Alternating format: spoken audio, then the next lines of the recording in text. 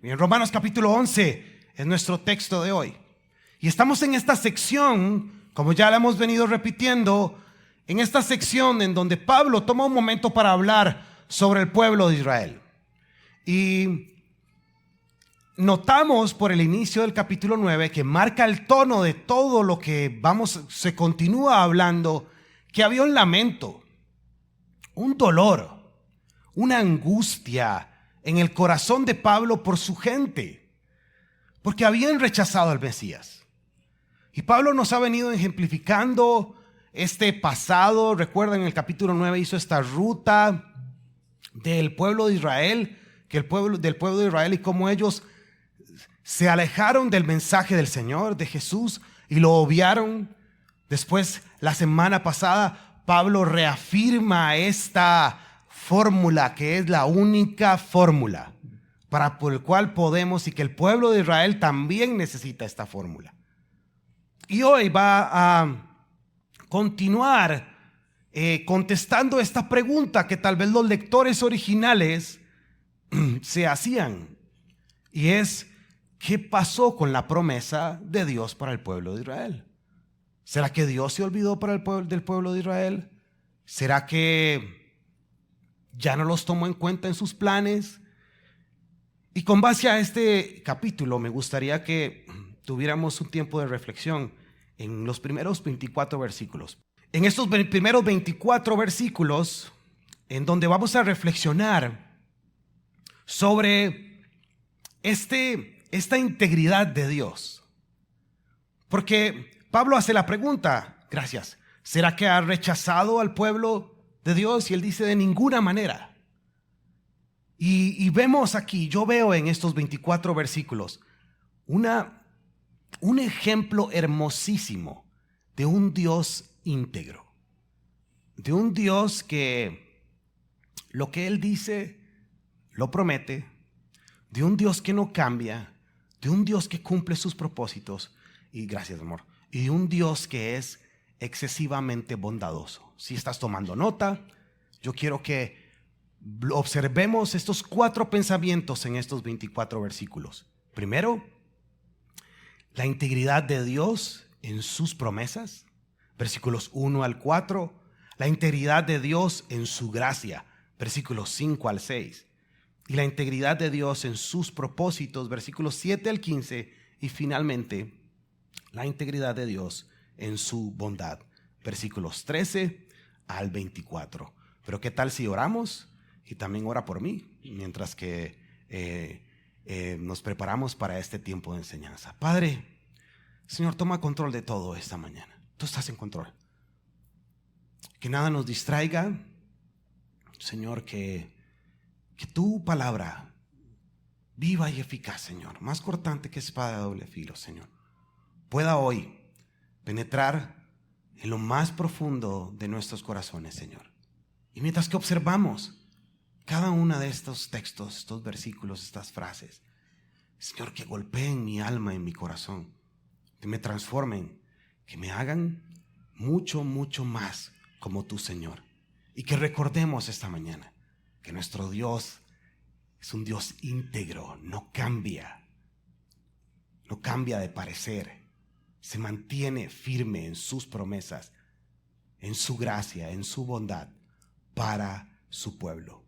Lo pedimos en tu precioso nombre y juntos decimos amén y amén. Entonces voy a predicar más bautista que pentecostal por aquello, ¿ok? Entonces va a ser un poco seria la enseñanza, porque si me pongo muy pentecostal empiezo a toser y hoy no tenemos noche de milagros, entonces no podemos solucionarlo, ¿verdad? Dice así, versículos 1, leo de la Nueva Traducción Viviente para ustedes. Primera reflexión de esta mañana: integridad en sus promesas. Entonces pregunto, ¿acaso Dios ha rechazado a su propio pueblo, la nación de Israel? Por supuesto que no.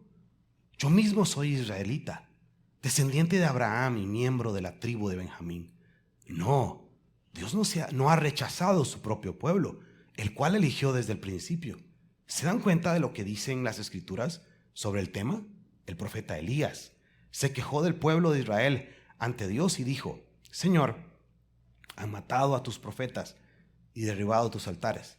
Yo soy el único que queda con vida y ahora me buscan para matarme. A mí también. ¿Y recuerdan la respuesta de Dios? Él dijo, no, tengo a 7,000 más que nunca han inclinado ante Baal. Lo mismo sucede hoy, porque unos cuantos del pueblo de Israel han permanecido fieles. Ese versículo 5 en otras versiones dice, un remanente de Israel ha permanecido fiel. Hay una cosa segura en este mundo. Bueno, dos. La primera es que la 40 de Saprissa es inevitable. ¿Verdad, doña Carla? Y la segunda, siempre que doña Carla está aquí necesito bendecirla. Y la segunda es que Dios va a cumplir sus promesas. Eso no cambia. Eso es seguro. En un mundo en donde apostamos a las diferentes cosas, en donde apostamos a ver si esto va a funcionar, a ver si este negocio, si los números nos dan, si los porcentajes y las probabilidades, la vida del cristiano no apuesta. La vida del cristiano descansa en las promesas de Dios. Dios es íntegro en sus promesas. Y yo quiero hoy recordarles sus promesas y recordarnos, sus promesas son reales y se cumplen. Déjeme recordarle algunas de las promesas del Señor. Descanso para nuestra alma, paz en nuestro corazón y propósito para nuestras vidas. Si usted le ha estado apostando a otras cosas, si usted le ha estado apostando a la suerte, si usted le ha estado apostando a ver si con eso que usted puede hacer va a lograr tener éxito y satisfacción en su vida y el reconocimiento, siempre va a faltar algo. Siempre se va a quedar corto. Nuestro Dios nunca se queda corto. Y si analizamos la historia volviendo a nuestro texto, la promesa de Dios, Pablo pregunta, la promesa de Dios para Israel no se cumplió, entonces eso significa que lo ha rechazado, y él dice, de ninguna manera. Y Pablo dice, véanme a mí, véanme a mí, yo mismo soy un claro ejemplo de que la obra del pueblo de Dios, el pueblo conocido en el Antiguo Testamento, el pueblo judío, se cumplió, me rescató a mí. Y esto me lleva a una reflexión importante. El otro día celebramos 70 años de mi papá. Mi papá cumplió 70 años. Y fue un tiempo lindísimo, pero lindísimo. Nos reunimos, un grupo de amigos y familia, obviamente, y estuvimos ahí celebrándolo a él, ¿verdad? Y para los que conocen a mi papá es un osito cariñoso, ¿verdad? Sus abrazos son espectaculares, y estar con él, y él es una persona que toda su vida la ha dedicado desde que Cristo lo encontró, a servirle. Y entonces mi hija Lía le hizo un collage de fotos, y obviamente, ¿verdad? Entonces ahí estaba mi tata con ese estilo de los 70, ¿verdad? Nada más le faltaba el purillo de marihuana en la foto, con ese afro espectacular, y empezábamos a recordar. Hasta que llegamos a una foto de una iglesia. Ay, sí, fue ahí. Y mi papá empieza a contar las historias. Y empezamos a recordar. Sus amigos empiezan a recordar.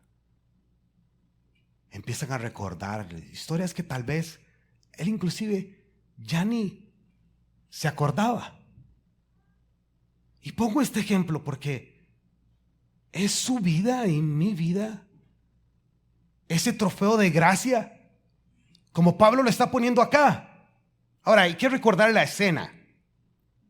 La escena es que los cristianos gentiles en Roma básicamente estaban expulsando a los cristianos judíos, pensando, es que estos judíos, no, ustedes ya pasaron, papitos. Ustedes se olvidaron del Mesías, ustedes no tienen nada que ver en este asunto. Y Pablo le está recordando a la iglesia de Roma, no, un momento, véanme a mí, soy judío. ¿Quién más judío que yo?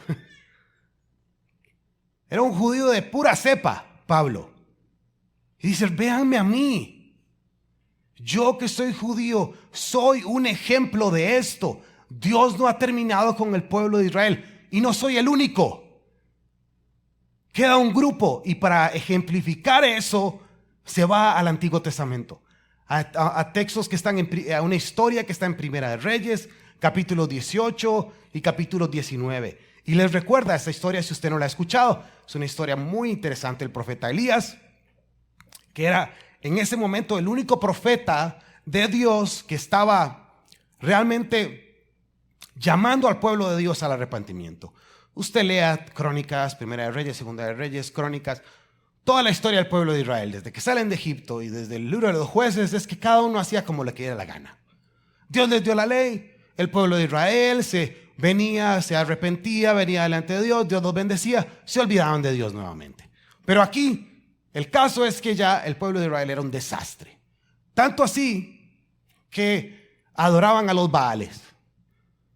Y el rey en su momento, junto con su esposa Jezabel, tenían 450 profetas de Baal. Elías va, los confronta con una autoridad increíble, los reta. Ponen en la hora de los sacrificios, y en la hora del sacrificio, bueno, usted vaya a leer la historia, no quiero elaborar mucho, pero a la hora del sacrificio, hasta Elías se burla de ellos. Y a la hora del sacrificio, el sacrificio del Dios verdadero es consumido. Elías manda a ejecutar a esos 450 profetas de Baal. Pero Jezabel le manda un anuncio a Elías y le dice que lo va a matar. Y Elías se deprime. Ahora, aquí hay una lección para los hombres. Podemos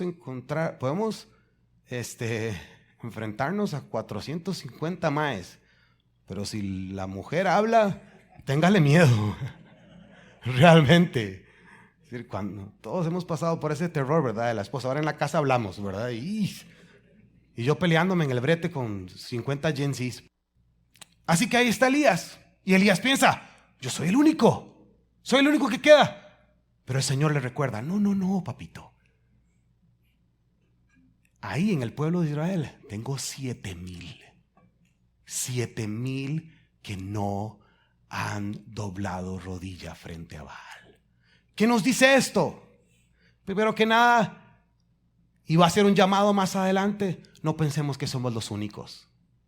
Y cuando pensamos en todo el mundo, e incluyendo el pueblo de Israel, hay un pueblo fiel a Cristo ahí.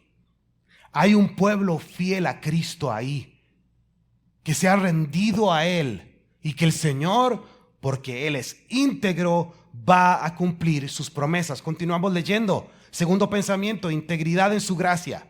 Lo mismo sucede hoy, porque unos cuantos del pueblo de Israel han permanecido fieles. ¿Por qué? Por la gracia de Dios. Una versión de la Biblia dice la elección de la gracia, es decir, por su bondad inmerecida al elegirlos. Y como es mediante la bondad de Dios, entonces no es por medio de las buenas acciones, pues en ese caso la gracia de Dios no sería lo que realmente es, gratuita e inmerecida.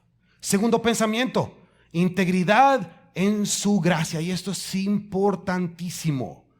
Mientras que continuamos viendo el ejemplo de Israel, vamos a estar en esta sección hoy. El próximo domingo cerramos esta sección del pueblo de Israel. Es importante, quedó claro la semana pasada, pero hoy quiero, por favor, que quede sumamente claro para ustedes. La única ruta de salvación es esa que es gratuita e inmerecida. La integridad de la gracia de Dios no se negocia. Nadie tiene un trato especial. Nadie tiene un negocio por raza o por afinidad. Gracia y obras para salvación no van de la mano. No es por obras, es únicamente por la gracia y ese favor inmerecido de nuestro Dios. Ni usted, ni yo, ni el pueblo de Israel podemos pensar que hicimos algo para merecer la gracia de nuestro Señor Jesús. Es la única ruta. Y Pablo lo deja claro aquí. Vamos a Deuteronomio capítulo 9. Ojo este ejemplo, dice: después de que el Señor tu Dios haya hecho esto por ti, es Moisés hablándole al pueblo de Israel: no digas en tu corazón, el Señor nos ha dado esta tierra porque somos muy buena gente. No, no es así. Es por la perversión de las otras naciones que las quita de tu camino. No es porque seas tan bueno o porque tengas tanta integridad. Es que estás a punto de poseer las tierras. El Señor tu Dios expulsará a esas naciones de tu paso a causa de la perversidad de ellas. Y para cumplir el juramento que les hizo a sus antepasados, Abraham, Isaac y Jacob. Debes reconocer que el Señor tu Dios no te da esa buena tierra porque tú eres bueno. No. Y lea esto conmigo. Porque no lo eres, eres un pueblo terco. Entonces, Pablo, y aquí vemos el claro ejemplo que ni el pueblo de Israel tuvo nada especial, ni usted ni yo tenemos algo especial. No tenemos absolutamente nada para merecer el amor de Dios. No hay nada que podamos hacer para ganarlos, mucho menos nuevamente para merecerlo. Es por gracia y punto.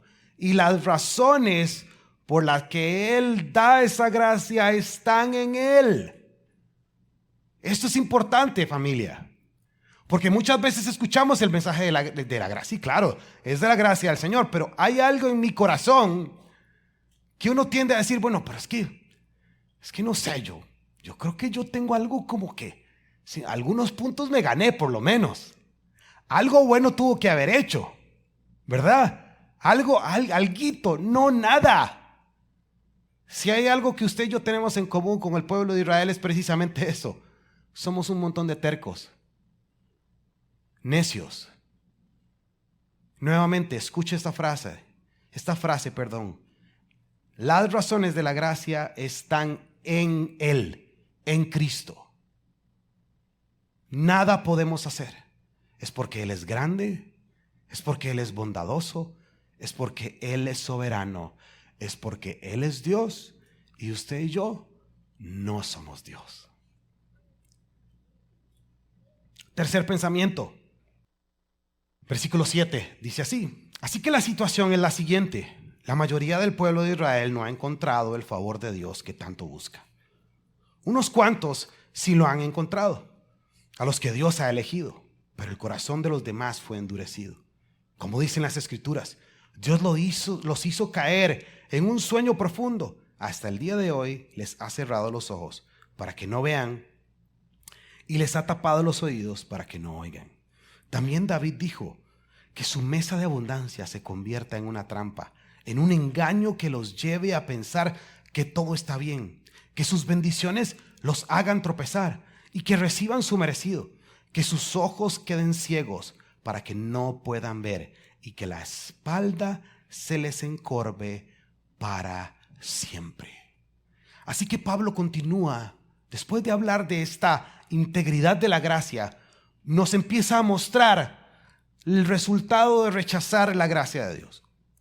Un corazón endurecido y cegado.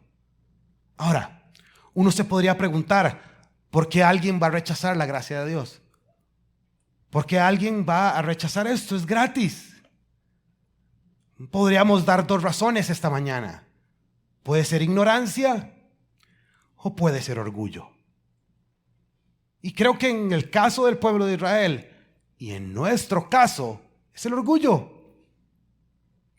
Si bien a veces pensamos que pudiéramos hacer algo o que pudiéramos tener algo especial para que Dios nos dé su favor, creo que también muchas veces vos y yo pensamos que la verdad es que no necesitamos que nos salven. La verdad es que yo creo que yo puedo manejar esto solo. La verdad es que yo puedo controlar esto. La verdad es que yo tengo el control de mi vida. La verdad es que yo me he ganado esto con el sudor de mi frente. A mí nadie me ha ayudado. A mí nadie me ha dado nada. Y ahí empieza un corazón endurecido. Y ojo aquí esto, es muy importante aclararlo. Lo hemos venido diciendo, pero creo que quiere claro para que no malinterpretes el texto. Aquí lo que estamos viendo es el resultado de un pueblo que decide ignorar a Dios. De un pueblo que decide alejarse de Dios, rechazar al Mesías. Entonces, ellos llenos de orgullo, diciendo: no ocupamos un Salvador, ese no es el Mesías. Dios dice: bueno, voy a cegarlos. Voy a cegarlos, dice, con su corazón endurecido y cegados, porque han rechazado la gracia de Jesús. Y un último pensamiento en la gracia de Jesús. La gracia no valora méritos. La gracia no ve lo bueno, no ve lo malo. Es simplemente un regalo, porque Dios quiere dárnoslos. Y si decides continuamente rechazar la gracia de Dios, la ruta es un corazón endurecido y un corazón ciego. Esa es la realidad. Y es la realidad del pueblo de Israel. Un corazón endurecido delante de Dios. Un corazón ciego. Anduvo entre ellos. Romanos capítulo 1, versículo 13, lo leímos un montón de veces. No me avergüenzo del evangelio, porque es poder de Dios para salvación, ¿verdad? Pero ¿qué dice después? Primeramente para los judíos y después para los gentiles. Es decir, ellos tuvieron de entrada, la iglesia primitiva era judíos principalmente, y decidieron ignorarlo. Decidieron endurecer su corazón y cegar su corazón. Pero aquí viene algo importante, y es nuestro tercer pensamiento, que inclusive, y esto necesitamos digerirlo, que inclusive, familia, en medio de un corazón endurecido, en medio de una nación ciega, Dios va a cumplir sus propósitos. ¿Qué quiere decir esto? Que Él se va a aprovechar, nuestro Dios, soberano sobre todas las cosas, como vimos en el capítulo 9, se va a aprovechar de nuestra dureza para cumplir sus propósitos. Versículo 11, leámoslo juntos. Dice: ¿acaso el pueblo de Dios tropezó y cayó sin posibilidad de recuperarse? De ninguna manera. El pueblo fue desobediente, y por eso Dios puso la salvación al alcance de los gentiles. Sin embargo, Él quería que su propio pueblo sintiera celos y la reclamara para sí. Ahora bien, si los gentiles fueron enriquecidos porque los israelitas rechazaron la oferta de salvación de Dios, imagínense cuánto más grande será la bendición para el mundo cuando ellos por fin la acepten. Menciono todo esto, todo lo anterior, especialmente para ustedes, los gentiles. Dios me designó apóstol a los gentiles. Pongo énfasis en esto, porque de alguna manera quiero hacer que los hijos de Israel sientan celos de los que tienen ustedes, los gentiles, y entonces yo pueda salvar a algunos de ellos. Pues sí, el rechazo de ellos hizo que Dios ofreciera la salvación al resto del mundo. La aceptación de ellos será algo aún más maravilloso. Será vida para los que están muertos. El punto aquí es que Dios utilizó la dureza del corazón y el rechazo del mensaje de Jesús del pueblo de Israel para que la salvación estuviera al alcance de todos, es decir, los gentiles. Usted conoce este texto, Juan capítulo 1, versículo 11, lo tenemos en las pantallas, dice así: a lo suyo vino y los suyos no lo recibieron, mas a todos los que lo recibieron, a los que creen en su nombre, les dio la potestad de ser hechos hijos de Dios. Ahora, es importante esto y que estemos claros en algo. No fue el pueblo de Israel quien nos dio la salvación. No. La salvación es por nuestro Señor Jesucristo nada más. Pero aquí la idea que Pablo viene diciendo, y que nuevamente a los lectores originales les viene recordando, que estaban echando a los judíos, que no los permitían participar de la cena del Señor, que no los permitían participar de las actividades. Les dice, hey, son un toquecito, recuerden algo. Gracias a que los judíos le cerraron la puerta a Jesús y me cerraron la puerta a mí, pues la salvación se extendió a todos los gentiles. Por supuesto que la idea de nuestro Señor es que por medio de la simiente de Abraham sean benditas todas las familias de la tierra y que el mensaje de Jesús fuera por todas las personas. Pero aquí Pablo les está recordando algo, y creo que nos está recordando algo a nosotros también aquí. Y pone, esto lo vemos en el libro de los Hechos. Acompáñenme a Hechos, capítulo 18, versículo 6. Pablo tenía esta tradición. Él llegaba a un lugar y se iba directamente a una sinagoga. Y la tradición ahí de esos tiempos era que si llegaba un rabino y estaba de visita en el pueblo, normalmente lo invitaban a enseñar. Y entonces Pablo llegaba a las sinagogas y se ponía a enseñar de Jesús principalmente. Iba a los judíos. En un porcentaje bajo lo recibían y le decían, muchas gracias, qué bonito su enseñanza. En otros lo echaban, lo apedreaban, lo encarcelaban y todo lo que sigue. Y así que esta es la cena. Hechos 18 dice, pero cuando ellos se opusieron y lo insultaron, Pablo se sacudió el polvo de su ropa y dijo, la sangre de ustedes esté sobre sus propias cabezas. Yo soy inocente. De ahora en adelante iré a predicar a los gentiles. ¿Qué nos dice esto? Que Dios es íntegro en sus propósitos y que Él va a utilizar, en el caso de lo que vimos en la historia, el corazón duro del pueblo de Israel, para que el mensaje de Jesús fuera esparcido por todo el mundo conocido, y va a utilizar la ceguera de un pueblo para cumplir su propósito. Y esto es importante que lo recordemos hoy. Vea, cada situación de su vida, primero para los que confiamos en Cristo, situación buena o mala, el Señor la va a utilizar para su gloria y para sus propósitos. Cada situación, cada momento.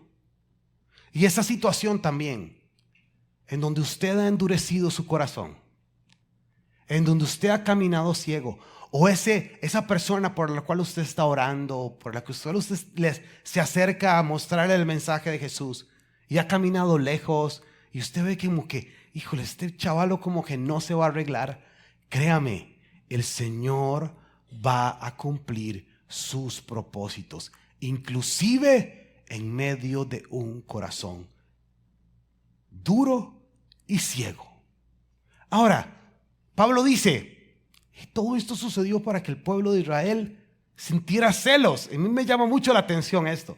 Lo leí en las diferentes versiones y yo, qué vacilón, ¿verdad? Pablo es como que, no sé, que utilice esa palabra, es muy interesante, ¿verdad? Como que sienten celos, ¿verdad? Es decir, no sé, ¿cuándo fue la última vez que sentimos celos de algo? ¿Ah? Piense en la última vez que usted sintió celos de alguien. Probablemente ese compañero de trabajo que le dieron el ascenso y usted no se lo dieron, y ese mae pasa viendo memes todo el día. Puede ser celos, no sé, piense un momento en eso. Pero también piense en esto. Su vida cristiana da celos. ¿A qué me refiero con esto? Cuando usted camina por este mundo, las personas lo ven a usted en su diario vivir. Hay alguien que se acerca y dice, uy, me da celos usted, mae. Quiero conocer eso que usted tiene. Ahora, quiero hacer un paréntesis aquí. No es para que nos echemos flores, ¿verdad? Y para que andemos jugando de vivos, ¿verdad? Claramente nos pusieron claros que no merecemos absolutamente nada. Es simplemente si mi vida refleja el mensaje de Jesús. Es más, pensémoslo acá también. En iglesia, de una manera corporativa como iglesia, no corporativa, comunitaria como iglesia. Si lo que nosotros hacemos, el amor que tenemos entre los hermanos, el cuidado que nos damos los unos a otros, Vamos a leer el capítulo 12 en 15 días. Un capítulo precioso en donde nos invita a llorar con los que lloran, a reír con los que ríen. Somos esa comunidad que nos cuidamos los unos a los otros y que cuando estamos en lugares donde no es, digamos, necesariamente iglesia, aunque somos iglesia en todo lado, digo yo, físicamente, las personas nos ven y dicen: uy, yo quiero participar de eso, qué lindo. Sí, tristemente los cristianos son más conocidos por sus pleitos doctrinales. Sí, les decía, métase, no se meta a YouTube. Bueno, ya les dije, métanse. Métase a YouTube, es decir, pues se pone en Romanos 11. Ahí están los debates interminables. El pastor tal acusando de hereje al pastor tal porque interpretó este capítulo así. El otro pastor acusando aquí que no, que Israel es este, que Israel es lo otro, que el verdadero Israel es este, que no, que el verdadero no. Y ahí estamos peleando entre nosotros. Entonces alguien nos ve y dice: no, hombre, ¿cuál que me voy a estar asomando yo ahí? ¿Cuál celos? Lo que me da es vergüenza. Y tristemente hay iglesias y hay cristianos que no dan celo, dan vergüenza. Damos vergüenza en nuestro comportamiento, en la manera en que vivimos como cristianos. Y Pablo dice: hey, el pueblo de Israel se endureció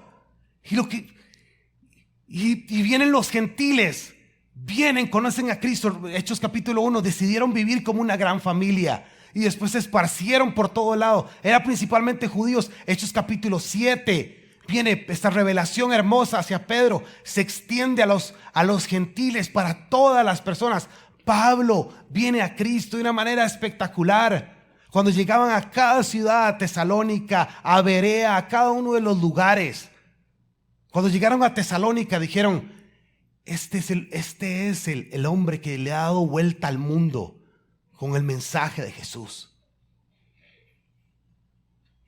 para todas las personas, sin importar su raza, sin importar su trasfondo, sin importar su posición social.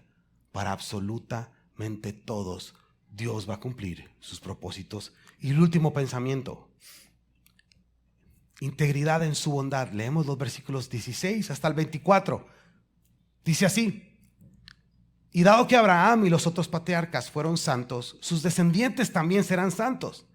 Del mismo modo que toda la masa de pan es santa, porque la porción que se da como ofrenda es santa.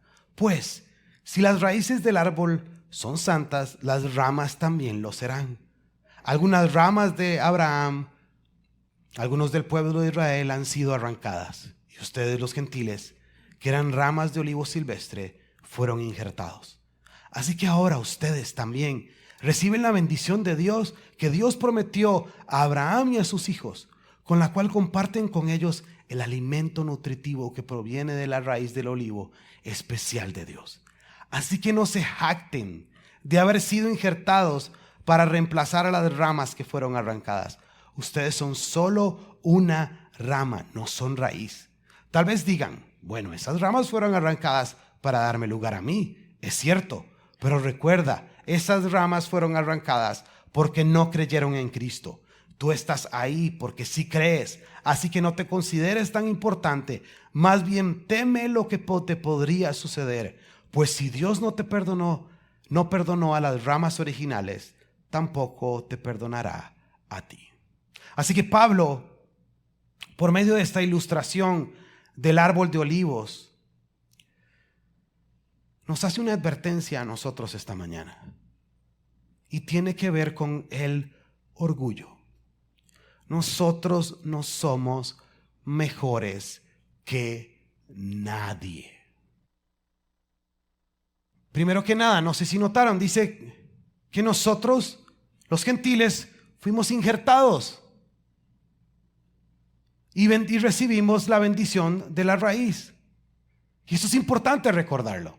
No sé, la última vez que revisó su Biblia, no sé si usted sabe que Jesús era judío, que los primeros cristianos fueron judíos, que los apóstoles eran judíos, que lo que tenemos en el Antiguo Testamento que nos habla de Cristo es gracias al pueblo judío, y que la mayoría del Nuevo Testamento fue escrito por judíos. Y la advertencia, y creo que es una buena advertencia para tiempos como este, para nosotros los gentiles, es que no pensemos por un momento que nosotros hemos reemplazado a Israel, o que el mensaje de Jesús ahora es exclusivo para los gentiles. Estaríamos cometiendo el mismo error que el pueblo de Israel cometió, pensando que la gracia de Dios estaba atada a su raza o a su etnia. Es un llamado a la humildad. Es un llamado a tener cuidado, a que la razón por la que somos injertados en este árbol de olivo es porque tenemos fe en Jesucristo. Nuevamente, no es mérito, no es una obra, no es pensar que nosotros somos más. Y este es el último pensamiento. Es totalmente por la bondad de Dios. Versículo 22. Ojo, fíjate en que Dios es bondadoso, pero también es severo. Es severo con los que desobedecen, pero es bondadoso contigo si sigues confiando en su bondad. En cambio, si dejas de confiar, tú también serás arrancado por completo. Y si el pueblo de Israel abandona su incredulidad, volverá a ser injertado, pues Dios tiene el poder para volver a injertarlo en el árbol. Tú, por naturaleza, eras una rama cortada de un olivo silvestre. Por lo tanto, si Dios estuvo dispuesto a ir en contra de la naturaleza al injertarte en un árbol cultivado, Él estará mucho más dispuesto a injertar las ramas originales en el árbol al que le pertenecen. Lo invito a que esté de pie conmigo y a los chicos de adoración para que me acompañen.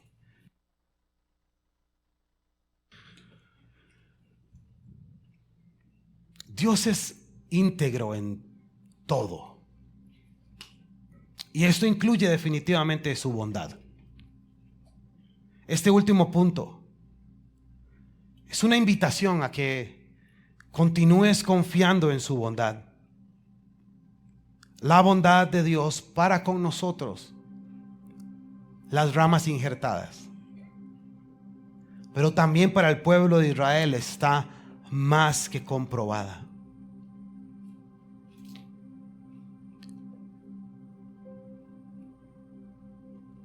Él será bondadoso contigo si sigues confiando en su bondad. Yo leía y leíamos este texto constantemente mientras que nos preparábamos para estos 9 capítulos que sabíamos, como dijo Kevin, que íbamos a tener que tomarlos con pinzas. Hay mucho más que decir acá, por supuesto, podríamos elaborar mucho más. Pero al leer estos últimos versículos de este árbol de olivos, en donde hay unas raíces originales, y en donde algunos han sido arrancados, sí, y otros, como nosotros, hemos sido injertados. Y de todo lo que me habla es que el Señor, en su bondad, el corazón de Dios en todo esto es crear una sola familia. Los hijos de la promesa de Abraham, ahora reunidos alrededor y redefinidos alrededor de Jesús el Mesías. Todos juntos, una sola familia. Tiempos como los de hoy nos invitan a tomar bandos, nos invitan a tomar posiciones extremas sobre si esto es así, si va a terminar así, sobre si los eventos son estos y estos. Y bueno, el que piense exactamente así es el que verdaderamente tiene la doctrina correcta. Pero yo leo estos textos y yo lo que veo es una sola familia. Es un solo llamado. Es el propósito de Dios en su integridad y en su poder y en su pasión por cada uno de nosotros en venir y rescatarnos. Y al final de eso se trata. Al final todo el mensaje de Dios y todo el mensaje de la Biblia está en que vos y yo nos rindamos a Jesús. ¿Cómo van a suceder? ¿Cómo van a ser los asuntos? Eso le toca a Dios y sus propósitos. Yo me gustaría que volviéramos a cantar esa canción con la cual adoramos ahora, pero hablando de la integridad, de la bondad de Dios, me encantaría que pudieras ir conmigo a este texto. Dice Romanos 2, versículo 4. Y que terminemos con estas preguntas. Preguntas para que usted y yo reflexionemos. ¿No te das cuenta que lo bondadoso, tolerante y paciente que es Dios contigo? ¿Acaso no significa nada para ti? ¿No ves que es la bondad de Dios para guiarte a que te arrepientas y abandones tu pecado? Así que mientras que los chicos nos dirigen en esta canción y yo quiero invitarle a que usted reflexione ahí donde usted, en estas preguntas. ¿Podemos dejar las preguntas, por favor, del texto? ¿Acaso esto no significa nada para ti? ¿No ves que la bondad de Dios es para guiarte a que te arrepientas y abandones tu pecado? Cantamos.